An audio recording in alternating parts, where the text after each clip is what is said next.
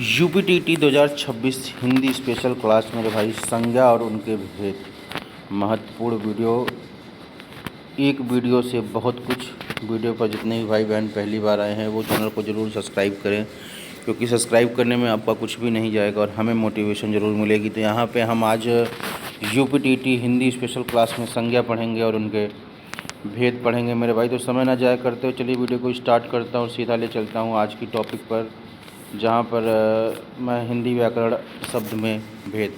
तो यहाँ पे देखिए, दो या दो से अधिक वर्णों के सार्थक समूह को शब्द कहते हैं। दो या दो से अधिक वर्णों के सार्थक समूह को शब्द कहते हैं। रूपांतर वाक्य प्रयोग तथा उत्पत्ति विकास के आधार पर शब्द के विभिन्न भेद होते हैं। यहाँ पे शब्दों के भेद देख लीजिए। रूपांतर वाक्य प्रयोग और अनुसार शब्द के भेद जो है विकारी अविकारी। तो यहाँ पे विकारी में जो है वो संज्ञा, सर्वनाम, विशेषण और क्रिया, ये विकारी हैं। और अविकारी अवयव क्या है? क्रिया विशेषण, संबंध सूचक, समुच्चय बोधक और विस्मयादि बोधक, ये हमारे जो चार हैं, ये जो है अविकारी अवयव है। ठीक है। तो इस प्रकार जो है हिंदी व्याकरण शब्द के 8 भेद हो गए। रचना या बनावट के आधार पर शब्द के भेद। तो रचना या बनावट के आधार पर 3 भेद हैं: रूढ़ शब्द, यौगिक शब्द, योग रूढ़ शब्द। ठीक है। और उत्पत्ति विकास के आधार पर शब्द के जो भेद हैं वो तत्सम, तद्भव, देशज, आगध या विदेशज। ठीक है। व्युत्पत्ति विकास के आधार पर 2013 में ये पूछा भी गया है यूपीटीटी में, आप देख सकते हैं। तो इसको नोट डाउन करिएगा। ठीक है। आगे हम बात करें संज्ञा क्या है। संज्ञा किसी व्यक्ति, वस्तु, स्थान, जाति या भाव के नाम का बोध कराने वाले शब्द को संज्ञा कहते हैं। किसी व्यक्ति, वस्तु, स्थान, जाति, भाव के नाम का बोध जो करा दे वो क्या है हमारा? वो संज्ञा है। तो संज्ञा के जो भेद हैं, सामान्य भेद और रूपांतर के आधार पर भेद। 2 भेद देखेंगे। रूपांतर के आधार पर लिंग, वचन और कारक, ये 3 भेद हो गए, लिंग, वचन और कारक। सामान्य भेद में व्यक्तिवाचक संज्ञा, जातिवाचक संज्ञा, समूहवाचक, द्रव्यवाचक और भाववाचक। ठीक है। यूपीटीटी 2013 में ये भी पूछा हुआ है, देख लीजिए। हिंदी में शब्दों का लिंग निर्धारण संज्ञा के आधार पर होता है। ठीक है। यूपीटीटी 2013 में ये पूछा जा चुका है प्रश्न।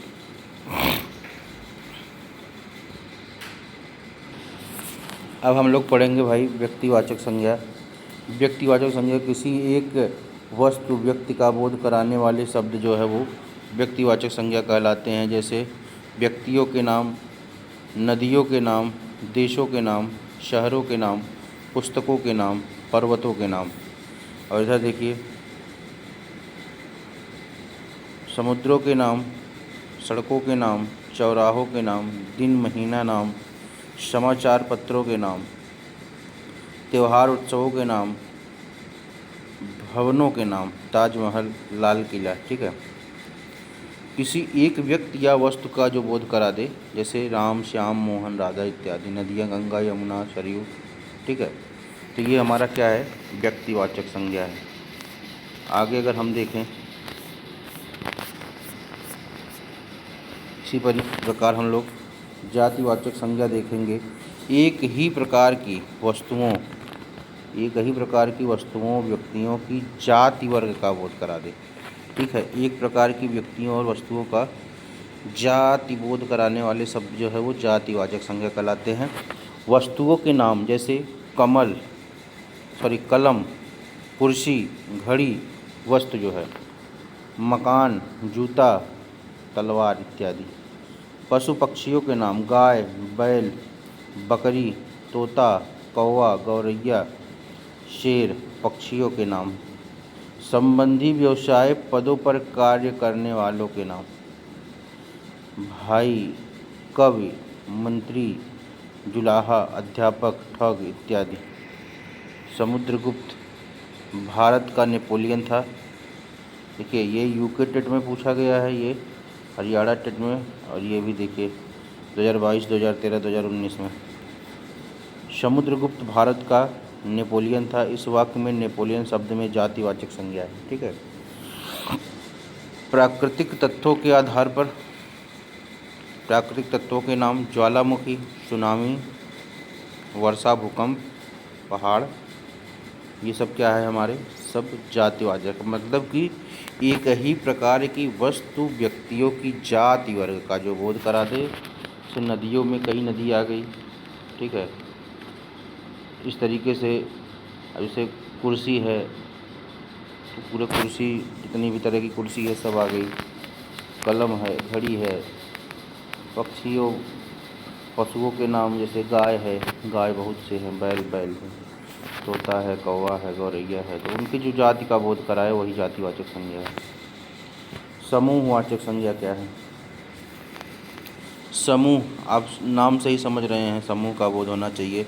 जिस संज्ञा शब्द में गणीय वस्तुओं, वस्तु या व्यक्ति के समूह का बोध हो, जैसे गुच्छा, कुंज, संघ, श्रृंखला, ढेर, पुंज, सोना, मंडली, परिवार, सेना, बाजार, कक्षा, जुलूस, तो इस तरीके से ये सब क्या है, समूहवाचक संज्ञा है।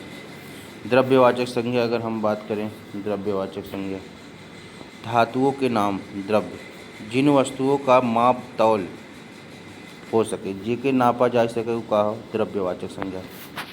धातुओं के नाम लोहा, सोना, चांदी, मिट्टी।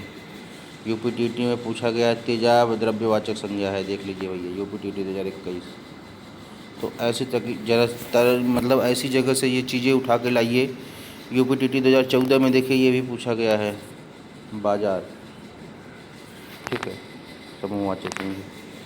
तो इस तरीके से देख सकते हैं कि चीज़ें ऐसी जगह से उठाइए जहाँ से परीक्षाओं में पूछा गया हो प्रश्न। द्रव्यवाचक संज्ञा यहाँ पे हमने देखा यूपीटीटी 2021 में पूछा गया है, तेजाब द्रव्यवाचक संज्ञा है। खाने पीने की वस्तुएं जैसे घी, तेल, दूध, पनीर, जिनके नाप तोल हो सके वो का हो, द्रव्यवाचक संज्ञा हो।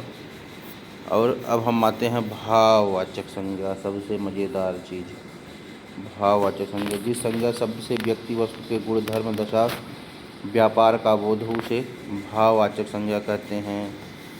कृत प्रत्यय और तद्धति प्रत्यय द्वारा, दो तरीके से देखिए, कृत प्रत्यय द्वारा क्या है, क्रिया से, और दूसरा क्या है, अवयव से। जैसे चढ़ाना का चढ़ाई हो गया, लड़ना का लड़ाई हो गया, खेलना का खेल हो गया, थकना का थकान हो गया, बहना का बहाव हो गया, इस तरीके से। अब देखिए ये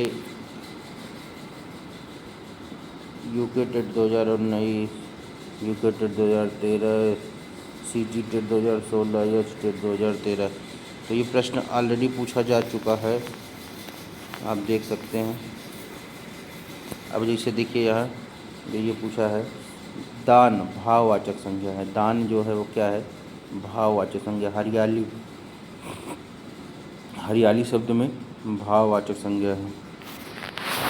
लड़का, लड़कपन, चोर, चोरी, जात संज्ञा से, सर्वनाम से, विशेषण से, क्रिया से, ठीक है।